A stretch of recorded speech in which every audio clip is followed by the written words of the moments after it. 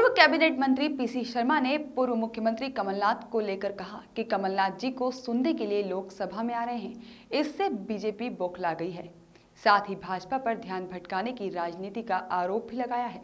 पूर्व कैबिनेट मंत्री पीसी शर्मा ने पूर्व मुख्यमंत्री कमलनाथ को लेकर कहा कि कमलनाथ जी को सुनने के लिए लोकसभा में आ रहे हैं, इससे बीजेपी बौखला गई है। पिछले 15 महीने में कमलनाथ जी ने अच्छा काम किया है। इस घटना की हम निंदा करते हैं, चाहे एफआईआर हो जाए, लेकिन कांग्रेस का कार्यकर्ता नहीं डरेगा। वहीं भाजपा पर ध्यान भटकाने की राजनीति के आरोप लगाते हुए कहा कि बीजेपी ध्यान भटकाने की राजनीति करती है।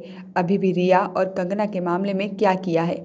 सिर्फ ध्यान ही भटकाया है। साथ ही बढ़ती रेप की घटनाओं को लेकर पीसी शर्मा ने कहा कि मध्य प्रदेश में 15 दिनों के अंदर 9 रेप हुए हैं। इसके लिए शिवराज सरकार जिम्मेदार है। रेप की घटना को सरकार रोक नहीं पा रही है और गुंडों पर बीजेपी का संरक्षण रहता है। वहीं पीसी शर्मा ने किसानों की कर्ज माफी को लेकर कहा कि कमलनाथ जी ने किसानों का कर्ज माफ किया है।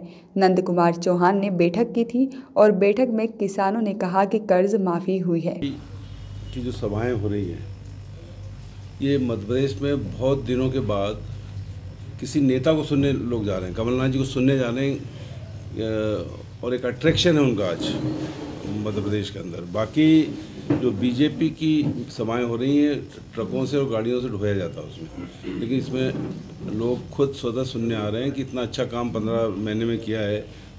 ऐसे लीडर को हमको सुनना है, इसलिए भारतीय जनता पार्टी बौखला रही है।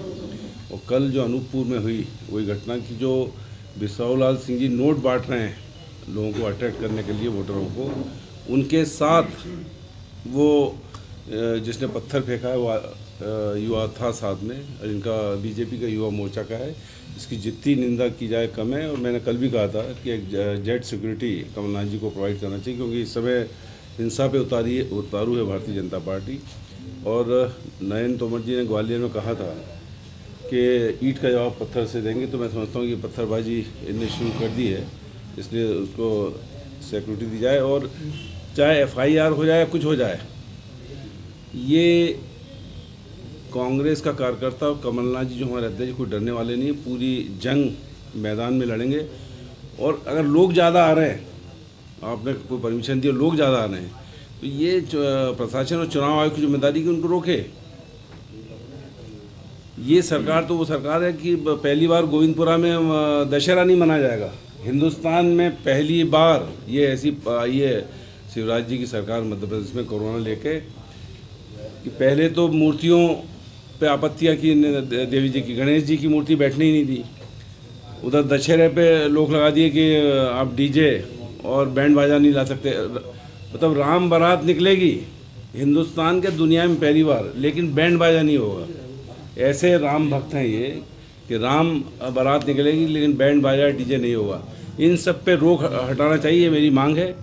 आप लोग अगर आ रहे हैं दशहरे में, तो ये आपकी जिम्मेदारी है कि लोगों को रोकना है, बैरिकेडिंग लगाना है। ये कोई दशहरा समिति नहीं करेगी।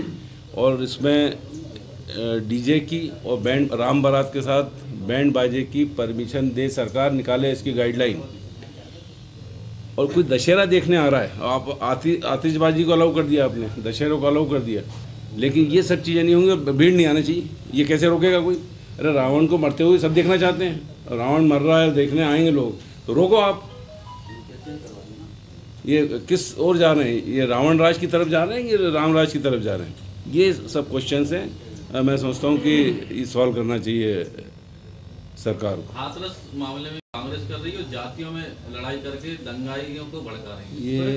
ये सब दलित पे नहीं, दल हित के लिए कांग्रेस अब राजनीति कर रही है। ये ध्यान बटाने की जो राजनीति है भारतीय जनता पार्टी की, ऐसे ही सुशांत राजपूत में किया, रिया में किया, कंगना में किया, और पता लगा कि कुछ नहीं है वहाँ पर। ऐसे ही इस मामले में, भाई उस लड़की की हत्या कैसे हुई? रात को 12 बजे 2 बजे क्यों जलाया? उसमें घासलेट क्यों डाला? उसमें आपने उनके परिजनों को देखने क्यों नहीं दिया? अरे दुनिया भर की चीज़ें हैं, इसमें फंडिंग कहाँ से आ गई? इसका मतलब कि उनकी पुलिस को भी फंडिंग की है उन लोगों ने कि भाई ऐसा करो। या तो इनकी जो पुलिस है, इनका जो प्रशासन वो भी फंडेड है, जिसने ये सब कुछ किया।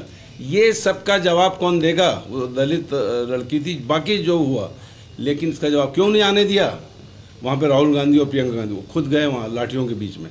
क्यों मारा? एक चरण सिंह जी जो प्राइम मिनिस्टर थे हिंदुस्तान के, उनके पोते को, जैन चौधरी को जिस तरह से लाठियों से मारा, दुनिया ने देखा है। ये इन सब चीज़ों से अब कोई फर्क नहीं पड़ेगा। ये जनता है, ये पब्लिक है, सब जानती है। और मध्य प्रदेश में भी ध्यान रखें, 15 दिनों के अंदर 9 रेप और गैंग रेप हुए हैं। उसके लिए पूरी शिवराज जी की सरकार जिम्मेदार है और गृह मंत्री जिम्मेदार। राजधानी में पिछले एक हफ्ते में 12 के बयान पे नरोत्तम मिश्रा का कहना है कि कांग्रेस कहती है कि 10 दिन में हम कर्ज माफी करेंगे, 15 दिन में हम चीन साफ करेंगे। इतनी अच्छी क्वालिटी के नस्ल लाते कहाँ से हैं? ऐसा है, ये कमलनाथ जी ने कर्जा माफ़ किया, इसकी तो बात करना छोड़ दें। कल की बात है, जो खंडवा के सांसद हैं चौहान जी, उनकी मीटिंग में उनने कहा कि कर्ज माफ़ी नहीं की कमलनाथ जी ने, तो किसान चिल्ला उठे कि हमारी हुई है। ये तो स्थितियाँ हो गई हैं, वहाँ के किसान चिल्ला उठे कि हमारी कर्ज माफ़ी हुई है। तो ये झूठ बोलना बंद करें।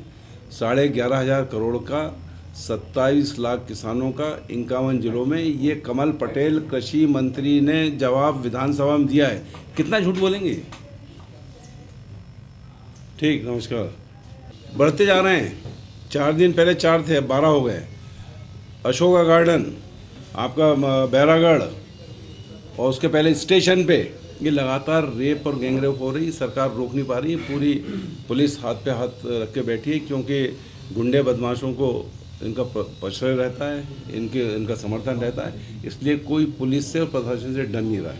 और एक चीज़ और कहना चाहता हूँ मैं, 15019-2020 Yogendra Singh Guddu Chauhan versus MP state election commission is registered at high court of Madhya Pradesh, Jaipur on 3/10/2020 11:36 पे। और ये है पूरी वो, जिसमें यह है कि ये जो 25 लोग हैं जिन्होंने इस्तीफ़ा दिया और फिर चुनाव लड़ने जा रहे हैं। तो भाई इस्तीफ़ा दिया है, चुनाव लड़ने की जरूरत क्या है? इस्तीफ़ा देने खत्म, दूसरे लड़ने। इसका मतलब ये पैसा इनसे वसूला जाना चाहिए, जनता का पैसा है जो खर्च होगा इसमें, ये वसूला जाना चाहिए। बाकी गुड्डू भाई बताएंगे कितना खर्च हुआ होगा पैसा। अभी सर कमल की नहीं, कमलनाथ की लहर चल रही है। कमलनाथ की लहर चल रही है, इसीलिए हम 28 की 28 सीटें जीतेंगे, क्योंकि नारा हमारा वही है कि बिकाऊ नहीं टिकाऊ चाहिए, गद्दारों की नहीं, कमलनाथ जी की सरकार चाहिए। राहुल गांधी कह रहे थे। Bureau report, Canon news.